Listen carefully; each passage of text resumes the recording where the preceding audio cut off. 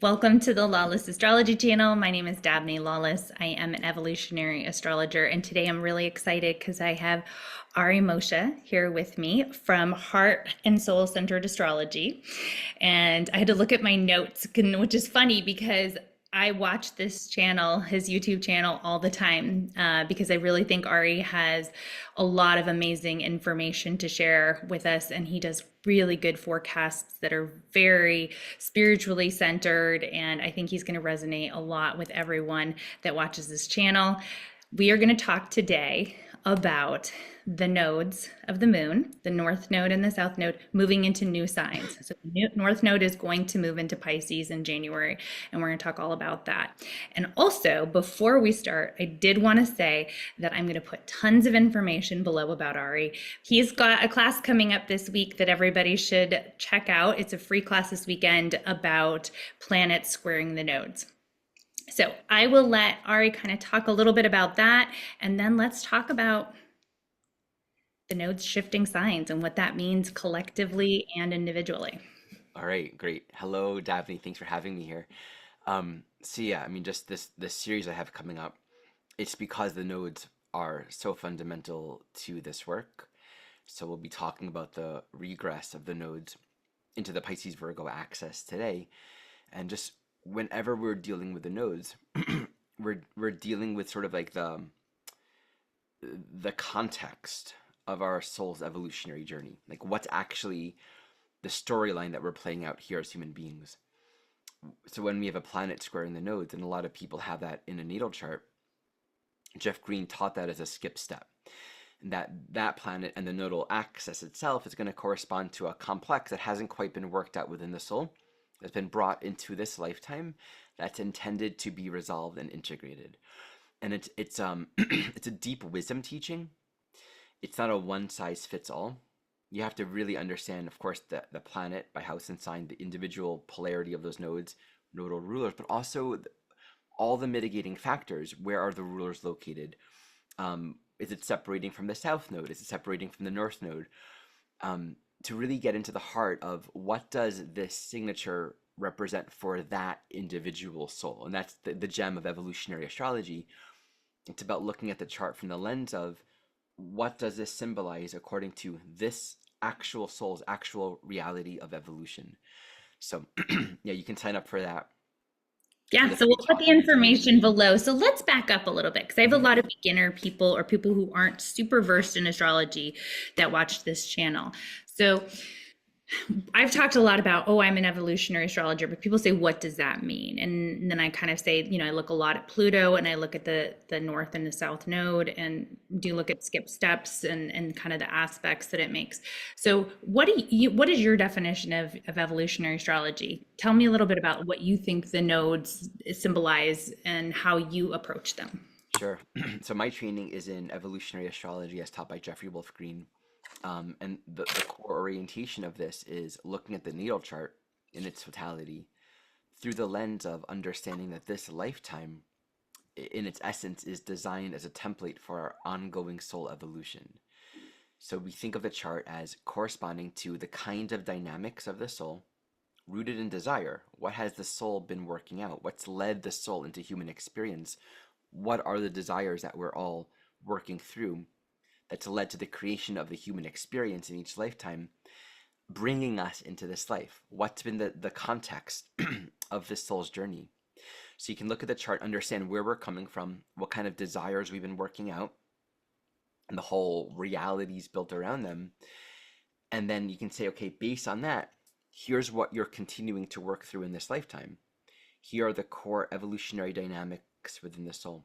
Here are the desires that are inside. And why is desire such an important part? When we die, thinking again of ourselves as a soul, and that's kind of the bottom line. We all have our human lives and the dramas and the pains and the challenges, but the teaching is we're a soul. We're not this body. We are not defined in our essence by the conditions of our life, although we are very much identified with them along this journey. Thing is, they come and they go. And as they come, we engage it, we form attachment, we get into experience, we learn from it. But all things eventually go when we leave each lifetime. the thing that we take with us is whatever we're holding on the inside, right? This desire, this dynamic, I haven't completed this yet. Or there's something I'm still working, or I'm still attached or holding on to this, or I haven't quite fulfilled this. And we can't avoid it. Like this becomes a fixation within that determines an ongoing experience. And you can't just transcend it. You can't just let go of it. We need to play it out. And so the teaching is this human experience being in its essence, this opportunity to work out these desires. And Jeff Green beautifully taught that within each soul are two antithetical desires. And you can just sort of think of it as the desire to return home. And we all experience that in moments where we're free of wanting, right? And our attention is maybe just on truth or just on love. We're not holding on to anything. And then there's the desire for everything else. And that desire for everything else isn't wrong. We have goals, we have ambitions, we have dreams, we have things that we want to play out, things that we're concerned about. It's just what is. And the evolutionary journey is for all of us the gradual exhaustion of all those other desires. And you can't just exhaust it. You have to go through it. You have to grow from them. And it's like, the caterpillar can't bypass that phase and then become a butterfly. You have to play it out. And he teaches that the desire to evolve is one determinant that will, that's one of the few things that we can control. Our desire to evolve or not. But we're not going to transcend the curriculum. We still have to meet the content of our soul learning, so to speak, the curriculum and the pieces that we are here to work out. They're inside. So that's the core philosophy of evolutionary astrology. And I would just add that the gem of it is then looking at a chart and working with an actual person who's going to come with real concerns, right? It's like we meet someone for a session, and just like all of us, there's like a real human experience, and the 10,000 things of our life that are important and real for us. The work of the evolutionary astrologer is to hear it with compassion, empathy, and deep interest in fundamentally how does all of this deeply relate, intimately connect to why you're here as a soul on this evolutionary journey. So to point everything back to the soul in a way that's both empowering and brings us back to we can make choices, we can be in a relationship to the content of our life in a way that serves our evolution, even if it's hard, right? But also giving each individual that full self-responsibility. This is a part of your curriculum. And, to do that with compassion is really to understand from within the soul, like, what's this mean for that individual soul journey?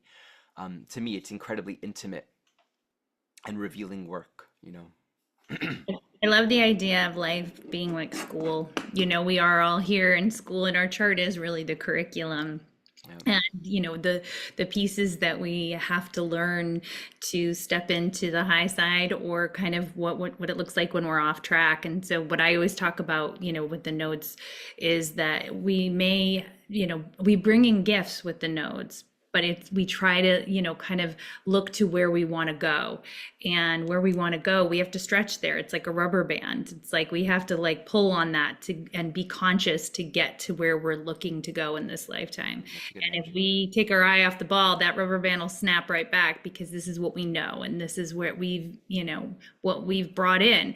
And whether that's good or bad, or in most cases or all cases, it's probably both. It's like there are gifts, and then there are places where we're off track. And like, so in order to kind of fulfill your soul's promise, it takes consciousness. And that's what, I help people kind of understand is, if you have a roadmap to that consciousness, like what, that's what I find that was helpful for me when I first discovered it. I don't know about you, but like, I love a roadmap. I love when somebody tells me, like, this is where you need to get to. And if you kind of have that goal, then you can really focus on what are all the gifts and all the pieces of this puzzle that can help you to get there.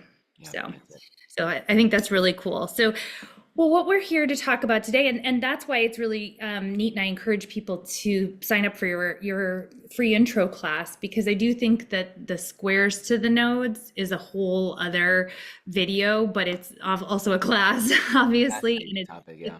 Right. It's really, really juicy and rich. I personally have one to my nodes, and when I focus on it and I recognize the pieces that I've missed, wow, like it opened up so much to me. So there is a lot of like self-discovery that you can get with the squares to the nodes.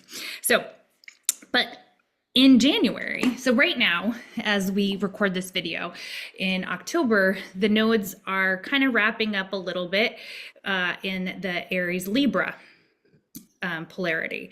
They, nodes, it spends about what, 18 months, I believe, in a particular sign. And so we can look at that as something collective we're all here to learn, because the nodes, it it does take 18 months. And so you kind of have a cohort of people when you were born who were learning some of the same lessons that you were learning.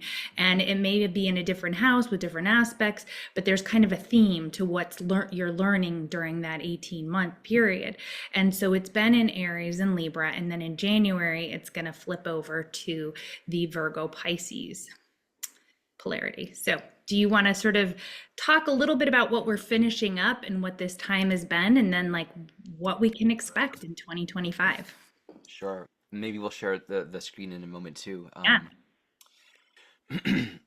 So just appreciating the nodes move backwards. So 0 degrees Aries Libra is the culmination of the Libra Aries archetype. Whereas in general, that would be the beginning. But we're coming from, it's going to be 18 months of being in that archetype. And let's just say, during this time of the nodes being in Aries and Libra, Pluto and Capricorn spent a lot of time squaring those nodes. Ceres is and has been squaring those nodes in Capricorn as well.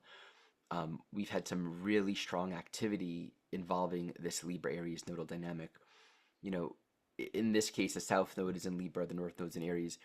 Briefly, that axis, of course, speaks to the human relational sphere, and the way that I would express it is we're all learning how to get along and meet each other's needs and exchange value in relationship.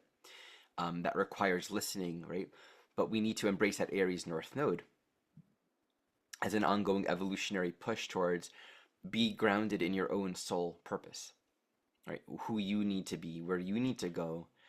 Now, what could often happen with the node is we can actually get out of balance in both directions quite often. You can find this happening when we have planets squaring the nodes, or even a lot of strong activity on the North Node, right? So the key isn't to just embrace the North Node and leave people behind. It's ultimately, how do I come into balance in my relationships while embracing this need for independence and freedom to trust my own self-leadership? You can think of where the nodes are transiting, what houses they're in.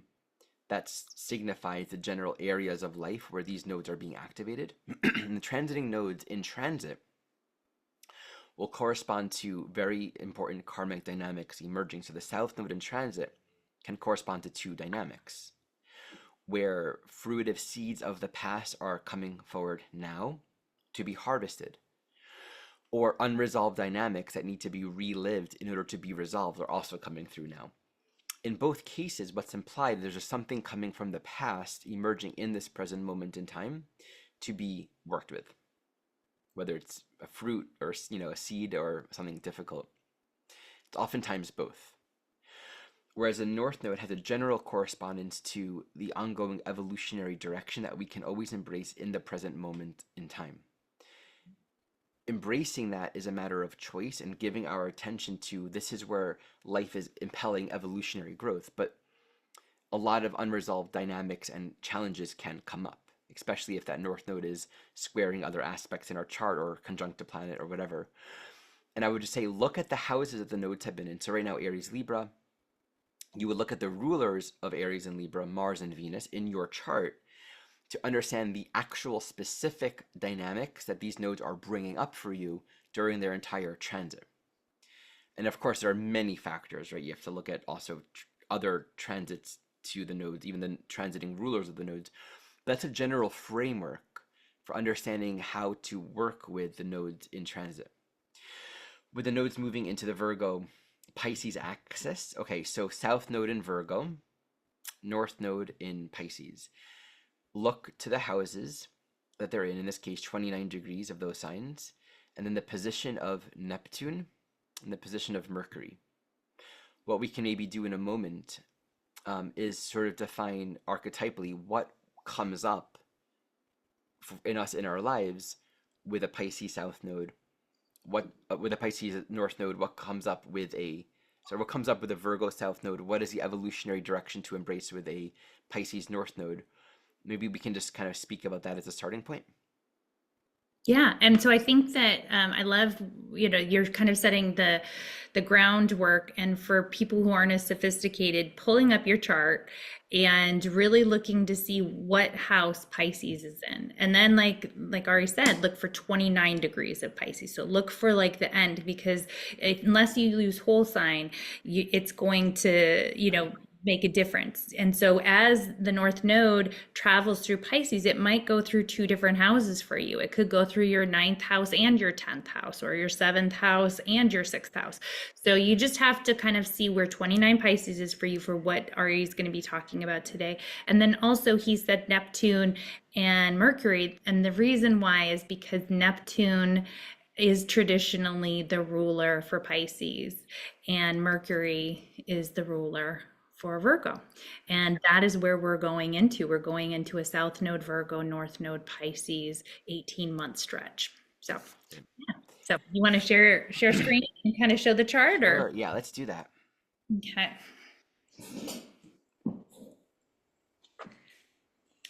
Okay. So this is like the hour of their regress into the Pisces Virgo polarity. And just so everyone can see the visual, like let's go back the day before. They're in Aries-Libra. And I fixed this chart to an Aries rising just so it's easy to track the movement of the planets. So yeah, the next day we have Pisces Virgo.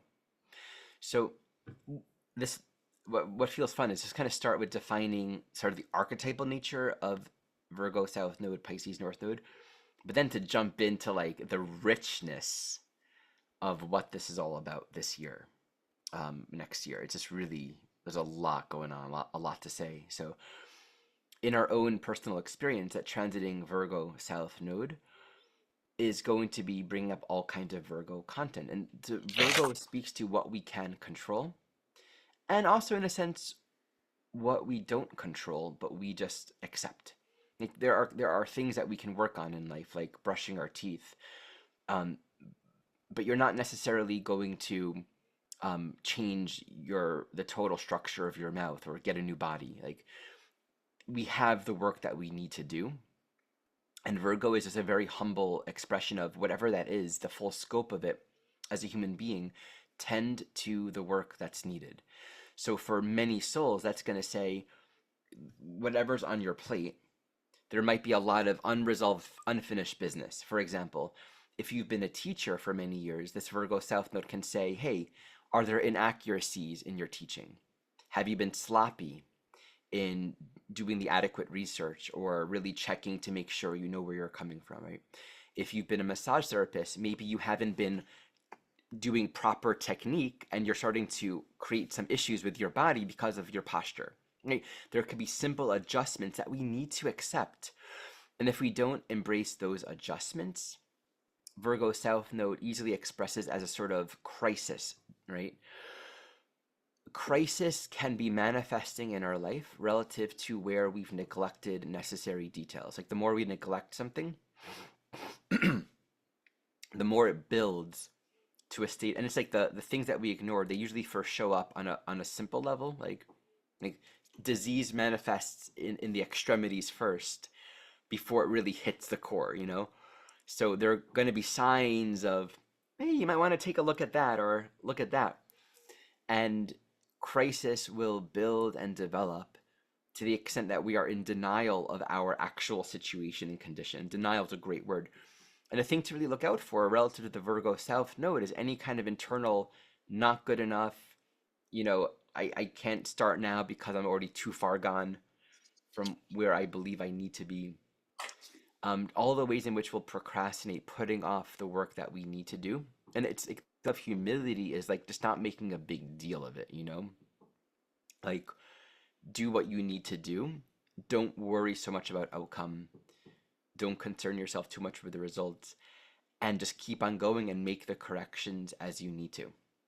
So that's the essence of Virgo South Node, right? In a fruitive way, there can be, you know, efforts that we've been putting forward, right? If you've been studying for many years, you've been cultivating yourself in your profession, you've been putting a lot of busy work into, you know, building your YouTube channel, or like putting, right? And things may not be showing um the fruits, right? But that Virgo South Node can say, oh yeah, look at all of this effort you've put into your life. Here's some growth, right? Here are new opportunities that are going to take you further. And that's going to say, meet that, tend to those, but it's the result of past actions, both past actions in this lifetime, but often past actions in prior lives. And again, you can look to see where that Virgo South Node is in your chart. That's going to speak to the general areas in which this is happening. Position of your Mercury and its aspects will give a lot more context to where these fruitions can be coming forward. So a lot of times when I look at Virgo out of balance, or I really see, the fear of not being perfect Yeah. and that sort of inner critic, and like where we, you know, overanalyze things and feel like we can't let go of the details because, it's kind of like you had too much to drink and then you wake up the next morning like, oh, I said that and I did that, or, like Right, the exactly. little, like the tape recorder that plays in your mind. And Virgo gets a bad rep for being very judgmental and critical of others, but I really think it's a reflection of your own inner critic. And so that's part of, I think, this South Node journey is kind of acceptance of your imperfections and recognizing that you can't always be on top of everything. And I love that you mentioned procrastination, because I think people always think of Virgo as being just so exacting and on it and perfect and, nitpicky. That's like the Virgo, shadow that people talk about. But I think when Virgo sees the ideal, and if you can't achieve the ideal, I think there is a sense of just giving up, Mm. or just a fear, right? A fear of like not being perfect. And so there's where the procrastination comes into play. It's not laziness, it's just this like paralyzing apprehension that if you can't make it perfect, you don't even know where to start. Mm-hmm. Yeah, it's a great point. That's why Virgo can, and I have a lot of Virgo in my chart. Sometimes there are these things of like something that I'm wanting to do, and I'll have a lot of like, "Oh, I'm not going to do good at it, or I'm not prepared enough, and I'll just ignore it. And it might be days or weeks or years until I come back and realize, oh, wait a minute, what was that thing that I wanted to do? Oh yeah, it hasn't gone away. Like it's still in my soul to do. That's a very common Virgo expression, but the work that we need, it's just not going to go away. So you also mentioned this idea. It's like the ultimate ideal is Pisces. The ultimate ideal is truth, is love, is God, is reality with a capital R. And that's what we're reconciling with here. We're not going to achieve perfection in form. We're going to achieve perfection inside, in trusting in what is already whole and complete beyond our understanding. So at Pisces, we surrender to what we can't control. We surrender to the truth that there is meaning in reality that is beyond anything we can make up on our own. And that our worthiness and our love and our nature and who we essentially are isn't defined by or contingent upon our perfection, how well we can do things. Like the Pisces North Node emphasizes, there's a journey of forgiveness. So we forgive our illusions, expectations, and efforts towards control of ourselves, conditions, and of other people in life. We let everything and everyone be as it is, and we earnestly want to know how truth, how love wants to work through us. As opposed to that Virgo orientation, which is the pitfall can be, I'm deciding for myself what the problem is, I'm diagnosing the problem, and thus I'm determining the solution. But the issue is that we took control of it in the first place. Pisces says, don't put yourself in that place of thinking you know what's going on, because you'll get really confused. So this Virgo Pisces axis can be the axis of really confused. because we're trying to determine what things mean and thus determine their solutions on our own. It's like a child trying to diagnose the problems of the world instead of asking for their parents to explain it. We just don't know enough. And Pisces speaks to the plan of oneness, so to speak, that like love itself is moving towards itself. Like there's like this universal unfolding of all children coming home. And we're a part of that. When I do my work and I play my role, I'm always going to be bringing forward that which points us back home. Like the teachings, the gift of Pisces is the miracle of everything that we think being important in this world falling away and coming just back to love. And it's always going to lead us back that way. It's always going to point towards unity, towards togetherness. Nope. Thank you. My dog. It's always going to lead us in that sense. It's like, it's deeply impersonal because everyone becomes a part of it, right? Like my part is connected to your part, is connected to the liberation or the awakening or the return of all beings. So it's important to recognize with the Pisces North Node, it's really at the core learning to forgive our illusions and orienting our attention towards a transcendent universal knowledge or trust. Let me just let my dog out of the door here. Oh, no problem.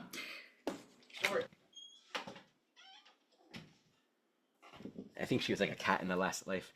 So towards a universal surrender to what we don't understand. It's like we didn't create ourselves, the soul didn't create itself. So we are inseparable from our creator. So we become an instrument and we have a role to play. And that role is going to take the form and it's going to express by way of where we can forward our inspiration.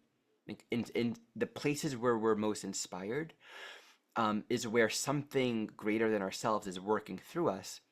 And we learn to give miracles. We learn to give love. We learn to offer forgiveness by being this channel, being of this instrument. So the tension, though, of course, it's going to bring up, man, there's a big mess in my life, right? Body, health, love, finances, relationship. I mean, just go through all 12 houses, right? It's like all the different ways we can feel like a mess. The Pisces North Node, in part, points us towards there's an answer and there's a greater healing happening now that is beyond anything you could imagine. You are bigger than what you imagine. Your life has more meaning than you understand. Get out of the narrowness of the little world that you think exists and open up to something much greater.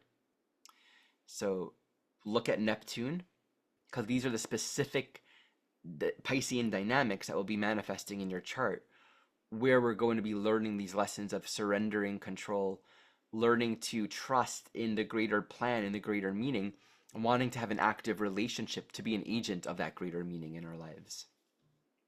I think that it's so perfectly timed that we're going to be kind of getting these lessons or focusing our energy on forgiveness, compassion, and healing, because I think this cleanup time with Pluto in Capricorn and like all of the outer planets at the last degrees, we've all been kind of looking at what's wrong and the culmination of so many things out of balance within our own lives, and we're all kind of looking towards somewhat of a fresh start. And so when you get that 0 degrees of Aries, that is a fresh start, and then it just is immediately like a new cycle. And here this new cycle is, where have we been trying to control things that are completely out of our control?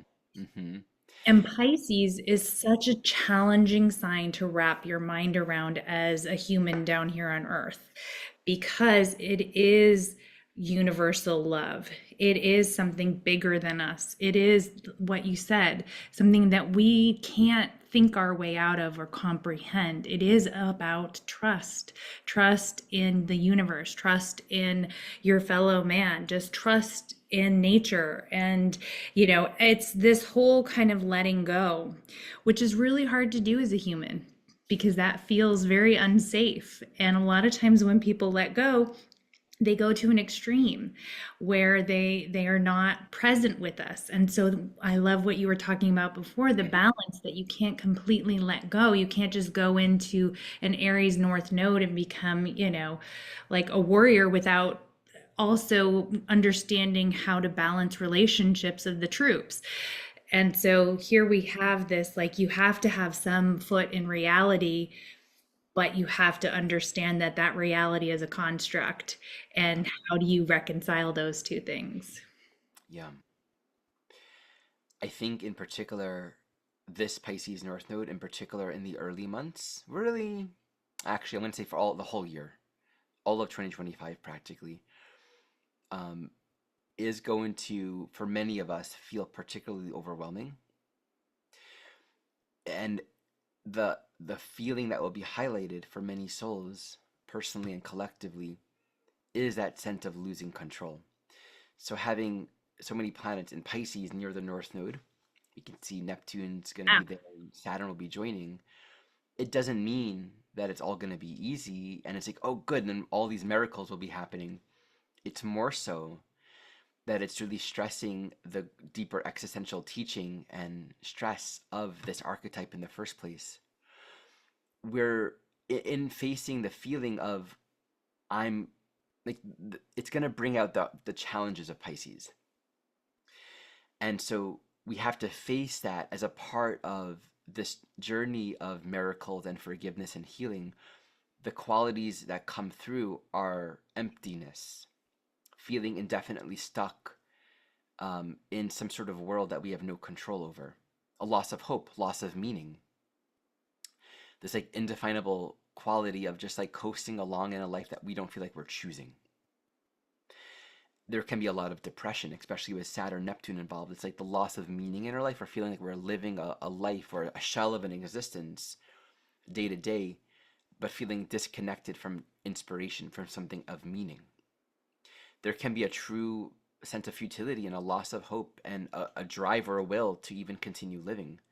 I mean, I want to emphasize actually how strong this is, because planets like this on the North Node is actually going to emphasize, in order to evolve, we have to be really mindful not to get lost in the defeatism and the confusion that can often come with Neptune and with Saturn, Neptune in particular. So, Neptune in transit, of course, symbolized by the Pisces archetype, speaks to where we're spiritualizing our consciousness, but also corresponds to disillusionment. All the places we've given meaning in our life, or just hoping and expecting that things will magically work out, right? We can all relate to that sense of like, hey, I didn't quite think I would. I imagined at a certain point things would change, right? But then, like 30 years later, nothing changed. Things didn't get better. And it's very disillusioning to realize, wow, I actually never thought I would be here in these conditions, in this kind of experience in life. I didn't imagine there would be this much suffering. I thought it would be better than this. Where's God? And we can like pray, help me. But there's like the entreating for guidance and to be saved never works, because it's like truth doesn't even know how to validate our illusions. So there's something to meeting the difficulty. And I've been speaking a lot. It's been a few months, but I gave some on my channel, um, for those that want to check it out, some really good videos on the Saturn Neptune and kind of the larger theme that's emerging. Saturn's going to pass Neptune, also kind of going in and out of passing Neptune next year in 2025, which is a very important new cycle, but it speaks to all of these themes. And it's just incredibly highlighted with the North Node being involved. I thought it was supposed to be better than this. Life is supposed to have more meaning. It's like, what's the teaching? And the hoping, the wishing, the praying doesn't work. It brings us to reevaluate what is our actual role. And it comes back down to, and so many of the fundamental changes that often happen with Pisces comes into clarity when we stop trying to sustain an old way of thinking. The moment we come back to, I must have been wrong. I must have not understood who I am and what this life is about. I must have been completely wrong about maybe everything. that moment is where we create some space for something greater than us to guide us, to teach us, to use us, to inspire. Every circumstance, every relationship, every feeling, every dynamic in our life we learn through Neptune and Pisces can be given back over to truth for reinterpretation. And every experience can be shaped and used and guided. It's like if you're driving and you realize after a few hours that you're lost and you're going the wrong direction, it's like your GPS, if you turn it on, it'll just reorient you back home. It'll immediately redirect you back in the right direction. I think that's kind of it doesn't matter what's going on. The moment we give ourselves back to letting go of the control and giving our trust back to the oneness will know what to do. And it's always going to be good. It's always going to lead towards healing. And healing is clarifying and correcting the mistakes of thought. Everything comes down fundamentally to not understanding who we are.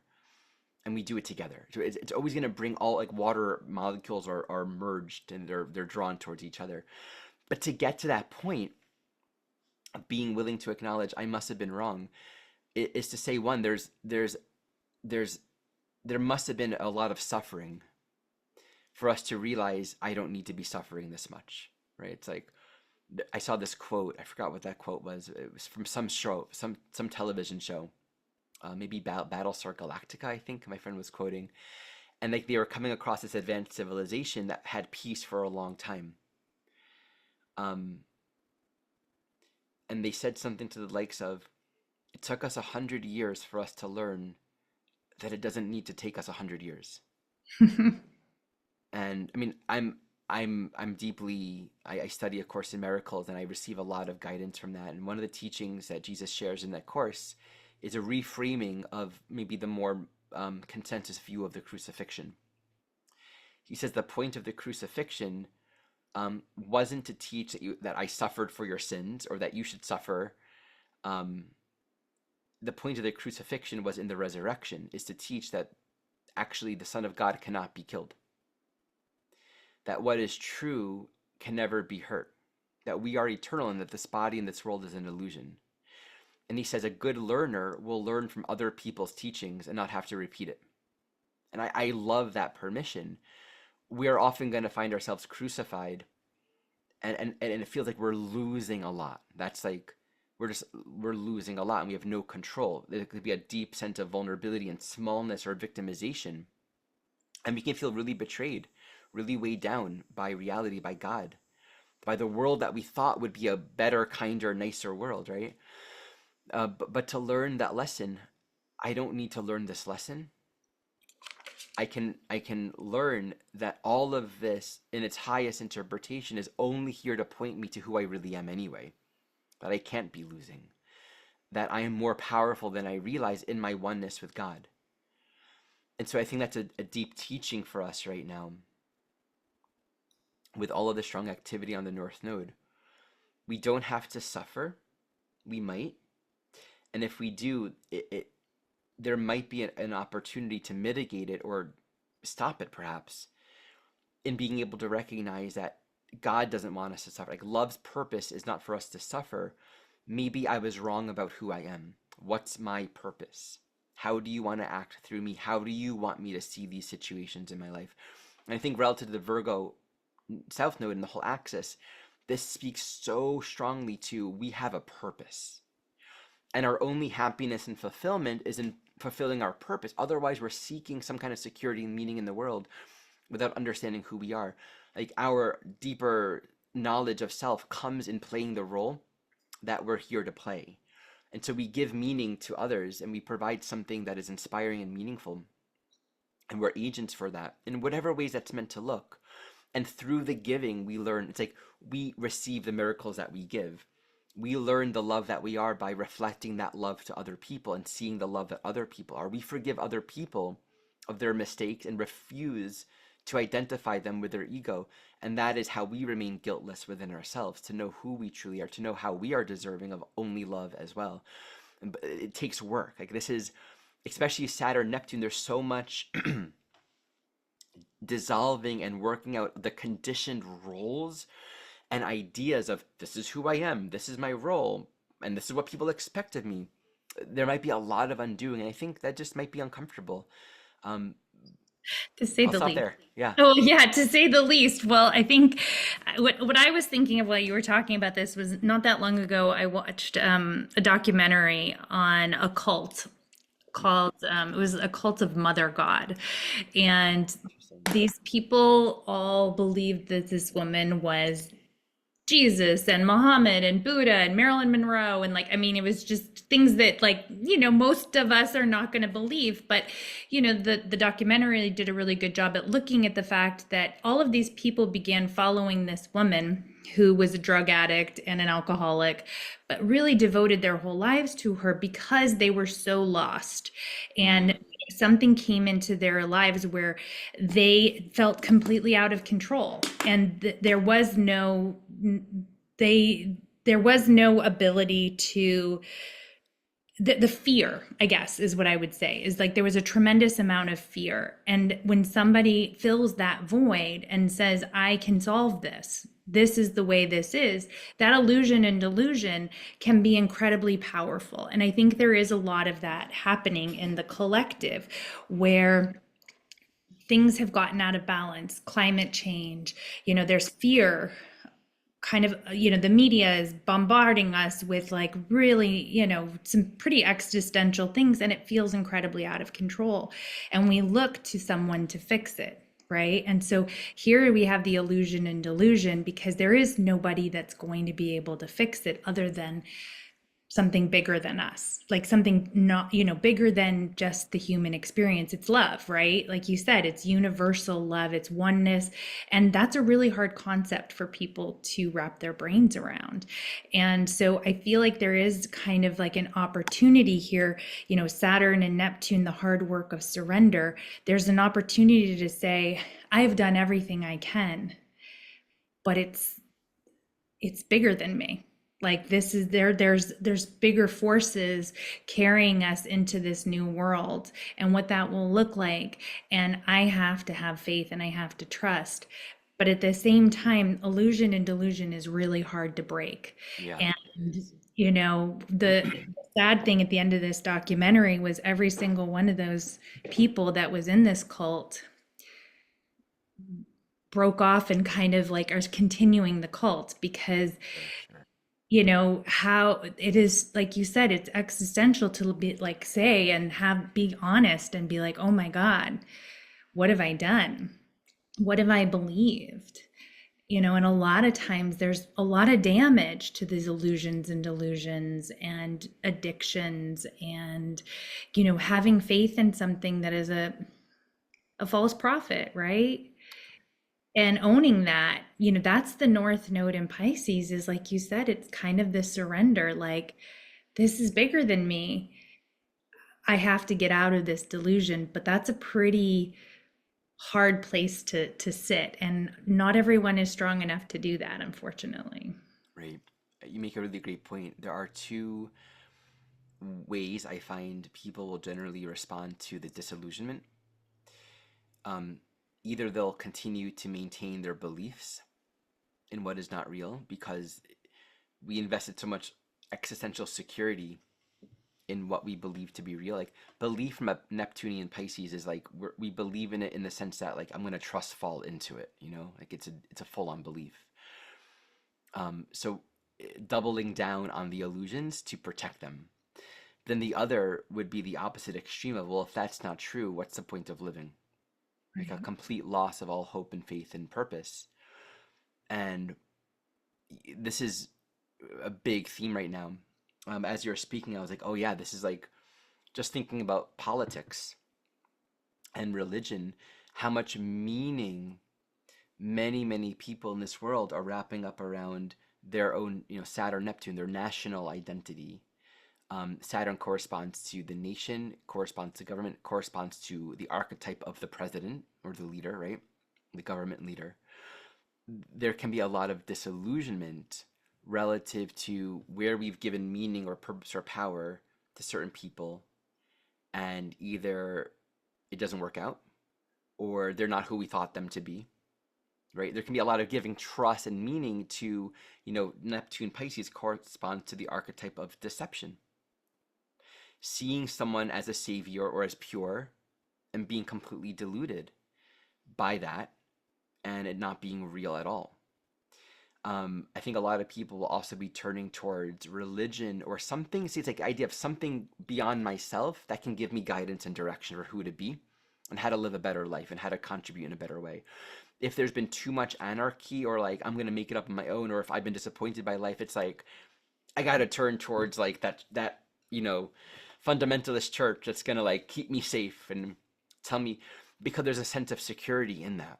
Um, Michelle's often pointing out to me, she thinks with the Virgo Pisces, and I agree that we'll see a rise in a lot of fundamentalism. It just makes a lot of sense because a lot of people are just searching for meaning and they want something to hold on to. But I think at the same time, there's going to be a dissolving of a lot of that for many souls of what happens when I let go of that framework. What do I surrender into? And that might be where we really begin to turn within to personally seek to know who we are and to find meaning in our lives in a more expanded and forgiven way beyond the judgments or the narrowness of particular political or religious ideologies and things like that. Yeah, I have a Virgo moon. And so I'm no stranger to control. Like I love things to be a certain way, and I remember I got married a little later in life. I got married at 36. And my mother, I remember I was, very sad, like I'll never find someone, and I'd been on all the dating apps and I had done all the things. And I remember my mother saying, like, you've done everything. You just have to give it over to God. Like, Mm, this is your, it's such a big thing, like who you spend the rest of your life with. You just have to, you just have to have faith and you have to trust. And I think that's sort of what this is like we've done everything we can. And now we have to sort of give it over to God. And that doesn't mean be apathetic or not care, but it means like don't live in the fear, don't live in the judgment or the overanalyzation. It's kind of like we're on a ride here in this universe, and like we've got to just kind of ride it and trust that something. I think trust is the big word that keeps coming to me. Trust that it will be okay. mm, Trust you will be taken care of, that's a great even point. when all of the things are hitting the fan. Just trust that it'll be okay. Like, and it's easy to say that, like I'm not, sitting in Gaza with bombs being dropped on my head. Like that's a very, privileged thing to say.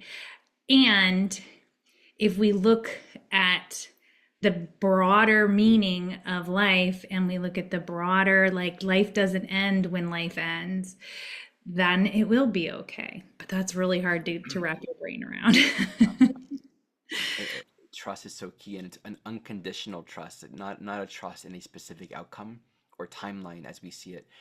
And you spoke twice about this idea of like we can only do so much, and I think that's so important because we might be trying really hard to make things work out a certain way, and it might not, and that might just be incredibly disillusioning, Yeah. um, over and over and over again, be it the political world, be it our relationships, be it our money conditions, where it's like we are going to try so hard. And I think the the work in that trust and that letting go is not replacing it with some sort of other belief system that says, well, I guess I'm supposed to just have a fill in the blank, or I'm supposed to suffer, or these people are supposed to suffer. It's like that's not true either. I think when we let go of trying to make it be what we tried to be, it's like that's the beginning of where we actually get to play a part of the plan. That's where we actually get to do something meaningful. Whereas perhaps before, we were just trying to live according to what we thought should be happening in our idea, in our timeline. Yeah, and the noise. right? So much noise that comes at us. You know, it's liberating to transcend the noise. It's liberating to transcend the stories. The Virgo is ruled by Mercury. There's stories that we've told ourselves. There's stories that we've been told. There's stories that we believe. And so it's like getting out past the story to more of a liberated, free, if you are not ultimately responsible for everything, that's incredibly freeing. Oh my God, it's so freeing. It's so freeing. Guilt would have us stay in that place of like yeah, there's like a lot of existential, I'm not worthy, I'm not guilt, I'm atoning for something, or I didn't do good enough.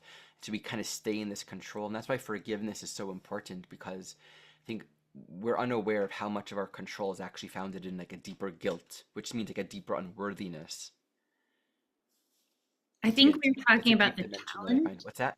Yeah, well, we're talking so much about the challenge, but I will say it is the North Node. And so there's healing available too. So while we are human and this may be challenging, over the course of the next 18 months, once this goes into Pisces, there's an opportunity for healing. Hmm. And it may not happen in the very beginning, but by the time we get through 2026, you may find your life in a very different place. We may find the political system in a completely different place. We may find that there is a whole different story being unfolding than what we see in January. And so I think that's part of this as well, is recognizing that the the offering for Pisces really is that universal love and healing. So, you know, yes, you can overdose on fentanyl, and that could be a part of this story, or you could double down on the cult, or you can become liberated and recognize that you don't have to control everything, and some things are out of your control, and a new story is being born. Yes, beautiful. Let's look at the transits and just kind of maybe we can close with that, because we have to appreciate. I mean, these planets are balsamic to the North Node. I mean, there's a cycle completing, so that's very, Saturn's moving towards Neptune. They're completing. Both are moving towards the North Node. It's completing. So we have to appreciate that, especially in the beginning of the year. I'm just going to move it week by week. All right, so there you go. Neptune passes the North Node by the time we're in February. Okay, yeah. And now we're looking at Saturn finally joins the North Node, passes the North Node by the time we're in April. Neptune's in Aries.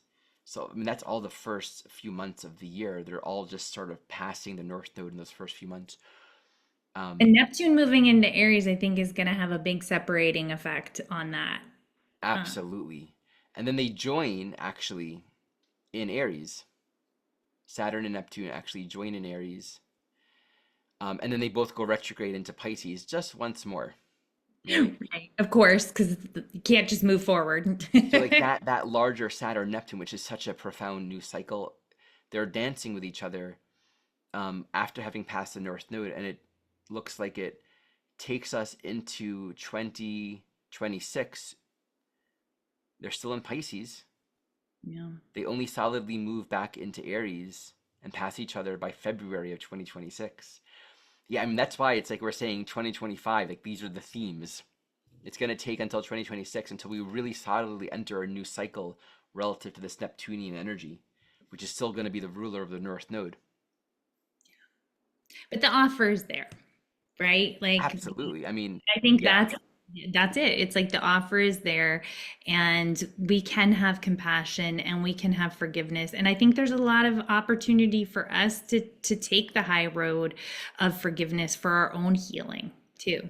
No hmm, matter who you are, whatever has happened to you, that forgiveness, if you do it correctly, if when I say when you do it correctly, forgiveness, if truly felt, not just in the head, right? Like there's a difference when you feel forgiveness versus I forgive you, which is, kind of more of an ego. But when you truly can forgive somebody, it is liberation, it is freedom. You're moving on.